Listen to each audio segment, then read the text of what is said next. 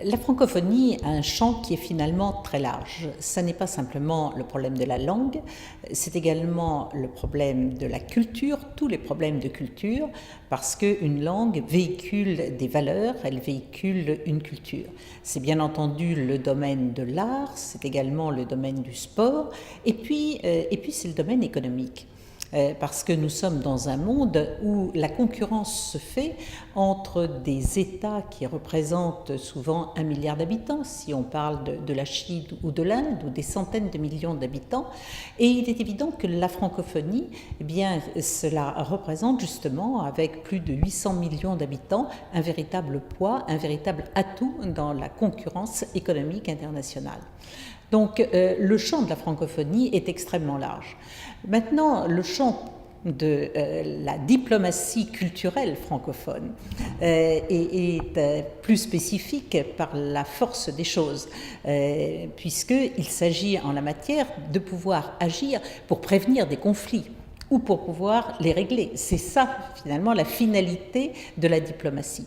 Et pour prévenir un conflit ou pour le régler, il faut d'abord être capable de se parler pour établir une relation de confiance. Et la francophonie peut être un moyen, effectivement, de régler des conflits internes, mais je pense aussi que la francophonie peut avoir un rôle à jouer dans les conflits actuels ou dans les conflits du futur, parce que les différents pays qui la composent sont des pays qui permettent de parler, finalement, avec tout le monde. Et lorsque des personnes ne veulent pas se parler entre elles, parfois l'intervention d'un ou deux interlocuteurs qui ont des relations privilégiées avec chacun peut permettre de renouer ces liens. La francophonie, ce sont également un certain nombre de valeurs que nous avons en partage et dont l'origine, certes, a été historiquement en France, mais qui ensuite sont très largement partagées. Par exemple, la valeur de la liberté individuelle, le respect de l'homme, le respect de l'égalité entre les hommes et les femmes, la tolérance, qu'il s'agisse de la tolérance religieuse ou de la tolérance politique sur les idées. Tout ceci, ce sont effectivement des valeurs que nous avons en commun qui nous distinguent d'un certain nombre d'autres pays. Et puis, il y a, quand je parlais de tolérance, je parlais de la tolérance religieuse, de la tolérance politique, mais c'est également la tolérance et le respect des autres cultures, des autres langues, des autres valeurs. Et ça, c'est un élément extrêmement important. Vous avez des pays qui veulent à tout prix imposer leur modèle parce qu'ils pensent que ce modèle est le meilleur. Dans la francophonie, on ne dit pas « nous avons un modèle unique », d'abord parce que nous n'avons pas de modèle unique. Il y a une diversité à travers les pays de la francophonie, même s'il y a un certain nombre de valeurs communes.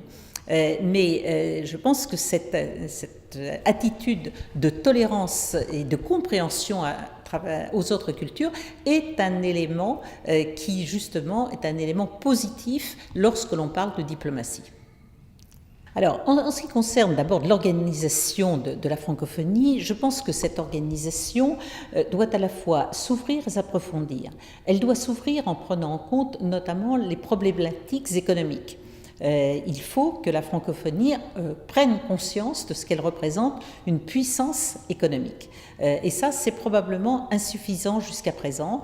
On a besoin de le dire, on a besoin de faire passer ce message et on a besoin aussi de s'organiser pour que quand on a des intérêts communs à défendre, par exemple dans des approvisionnements ou dans le commerce international, eh bien, la francophonie puisse parler d'une seule voix, même si c'est à travers des gouvernements différents. Ça, c'est un premier point, c'est l'élargissement. Je pense aussi qu'il faut l'approfondir parce que la francophonie a souvent été considérée comme quelque chose de culturel et donc d'un peu accessoire. Et pour ma part, je suis persuadée que c'est un élément de puissance politique et que si les dirigeants francophones sont d'un même avis sur un des grands sujets du monde, eh bien, leur voix peut porter.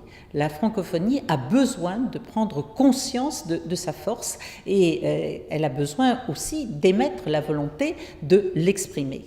Quand on parle d'une seule voix en représentant autant de pays, on est écouté à l'ONU, mais on est également écouté dans les instances régionales comme le Parlement européen ou un certain nombre d'autres. Ça me paraît un élément tout à fait fondamental.